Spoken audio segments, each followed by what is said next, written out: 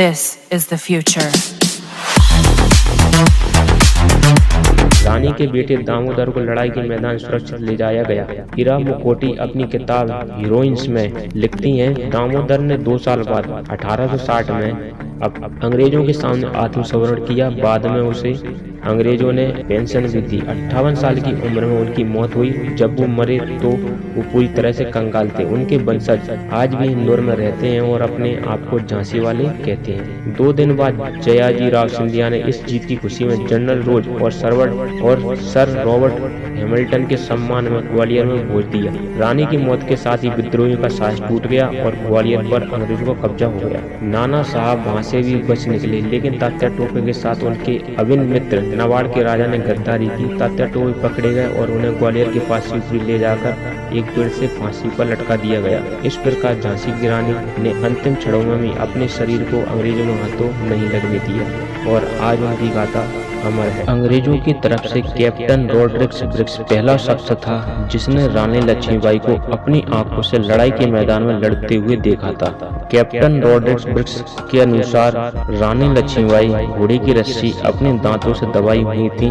वो दोनों हाथों से तलवार चला रही थी और एक साथ दोनों तरफ वार कर रही थी। उनसे पहले एक और अंग्रेज जॉन लैंग को रानी लक्ष्मीबाई को नजदीक से देखने का मौका मिला था, लेकिन लड़ाई के मैदान में नहीं, उनकी हवेली में। जब दामोदर राव के गोद लिए जाने को अंग्रेजों ने अवैध घोषित किया तो रानी लक्ष्मीबाई को झांसी का अपना महल छोड़ना पड़ा था। उन्होंने एक 3 मंजिल की साधारण सी हवेली रानी महल में शरण ली थी। रानी ने वकील जॉन लैंग की सेवाएं लेना स्वीकार किया, जिसने हाल ही में ब्रिटिश सरकार के खिलाफ एक केस जीता था। लैंग का जन्म ऑस्ट्रेलिया में हुआ था और वो मेरठ में एक अखबार मुफ्स लाइट निकाला करते थे। लैंग अच्छी खासी फारसी और हिंदुस्तानी बोल लेते थे और ईस्ट इंडिया कंपनी का प्रशासन उन्हें पसंद नहीं करता था, क्योंकि वो हमेशा उन्हें घेरने की कोशिश किया करते थे। जब लैंग पहली बार झांसी आए तो रानी ने उनको लेने के लिए घोड़े का एक रथ आगरा भेजा था। उनको झांसी लाने के लिए रानी ने अपने दीवान और एक अनुचर को आगरा रवाना किया। अनुचर के हाथ में बर्फ से भरी बाल्टी थी, जिसमें पानी,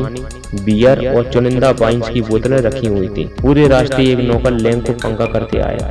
झांसी पहुंचने पर लैंग को 50 घुड़सवार एक पालकी में बैठाकर रानी महल लाए, जहाँ के बगीचे में रानी ने एक सामियाना लगवाया हुआ था। रानी लक्ष्मीबाई सामियाने के कोने में एक पर्दे के पीछे बैठी हुई। तभी अचानक रानी के दंतक पुत्र दामोदर ने वो पर्दा हटा दिया। लैंग की नजर रानी के ऊपर गई। बाद में रेनर जेरोक्स ने एक किताब लिखी, the Rani of Jhansi rebel against bill.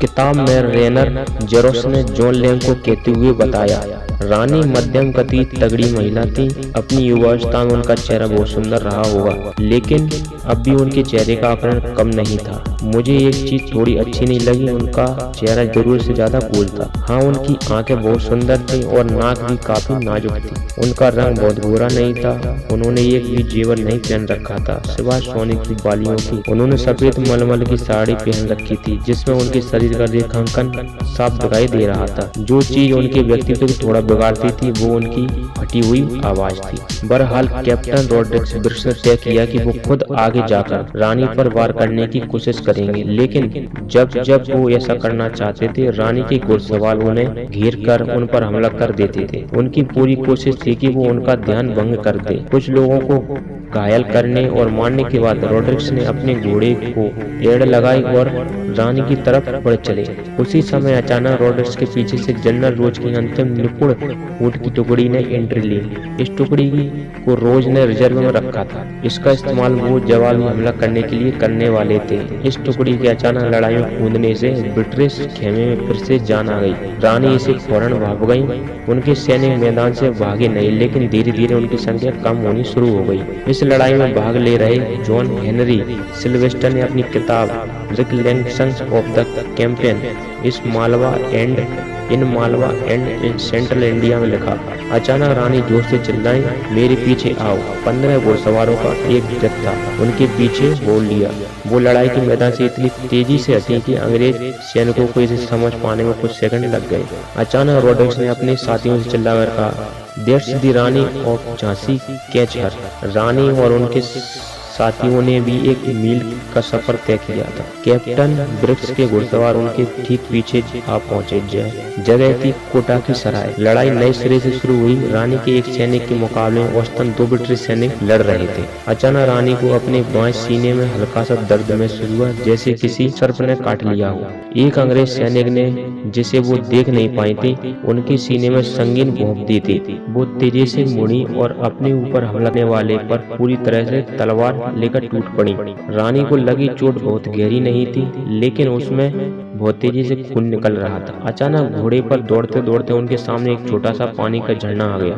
उन्होंने सोचा वो घोड़े की एक छलांग लगाएंगे और घोड़ा झरने के पार हो जाएगा, तब उनको कोई भी नहीं पकड़ सकेगा। उन्होंने घोड़े में एड़ लगाई, लेकिन वो घोड़ा छलांग लगाने के बजाय इतनी तेजी से रुका कि करीब करीब उसकी गर्दन के ऊपर लटक गई। उन्होंने फिर एक एड़ लगाई, लेकिन घोड़े ने 1 इंच भी आगे बढ़ने से इनकार कर दिया। तभी उन्हें लगा कि उनकी कमर में बाईं तरफ किसी ने बहुत तेजी से वार हुआ है। उनको राइफल की एक गोली लगी थी। रानी के बाएं हाथ की तलवार छूटकर जमीन पर गिर गई। उन्होंने उस हाथ से अपनी कमर से निकलने वाले खून को दबाकर रोकने की कोशिश की। रानी घोड़े से नीचे गिर गई। तभी उनके एक सैनिक ने अपने घोड़े से कूदकर उन्हें अपने हाथों में उठा लिया और पास के एक मंदिर में ले गया। रानी तब तक जीवित थी। मंदिर के पुजारी ने उनके सूखे हुए होंठों को एक बोतल में रखा गंगा जल लगाकर तर किया। रानी बहुत बुरी हालत में थी। धीरे धीरे वो अपने होश खो रही थी। उधर मंदिर के अहाते के बाहर लगातार फायरिंग चल रही थी। अंतिम सैनिकों को मारने के बाद अंग्रेज सैनिक समझे कि उन्होंने अपना काम पूरा कर दिया है। तभी रॉड्रिक्स ने जोर से चिल्लाकर कहा, वो लोग मंदिर के अंदर गए हैं, उन पर हमला करो। रानी अभी भी जिंदा है। उधर पुजारियों ने रानी के लिए अंतिम प्रार्थना करनी शुरू कर दी थी। रानी की एक आंख अंग्रेज सैनिक की कटार से लगी चोट के कारण बंद थी। उन्होंने बहुत मुश्किल से अपनी दूसरी आंख खोली। उन्हें सब कुछ धुंधला दिखाई दे रहा था और उनके मुंह से रुक रुक कर शब्द निकल रहे थे। दामोदर, मैं उसे तुम्हारी देखरेख में छोड़ती हूँ। उसे छावनी ले जाओ, दौड़ो, उसे ले जाओ। बहुत मुश्किल से उन्होंने अपने गले से मोतिया का हार निकालने की कोशिश की, लेकिन वो ऐसा नहीं कर पाई और फिर बेहोश हो गई। मंदिर के पुजारी ने उनके गले से हार उतारकर उनके एक अंगरक्षक के हाथ में रख दिया।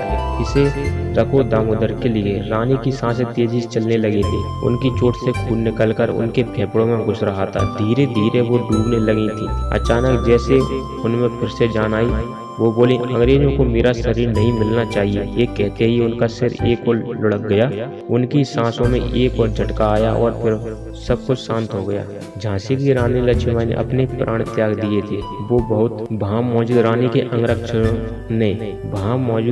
अंगरक्षकों ने अब आनंद फानन में कुछ लकड़ियां जमा की और उन पर रानी के पार्थिव शरीर को रख आग लगा दी थी। उनके चारों तरफ राइफलों की गोलियों की आवाज बढ़ती जा रही थी। मंदिर की दीवार के बाहर अब तक सैकड़ों ब्रिटिश सैनिक जमा हो चुके थे। मंदिर के अंदर से सिर्फ 3 राइफलें अंग्रेजों पर गोलियां बरसा रही थी। पहले एक राइफल शांत तो तीसरी राइफल शांत हो गई।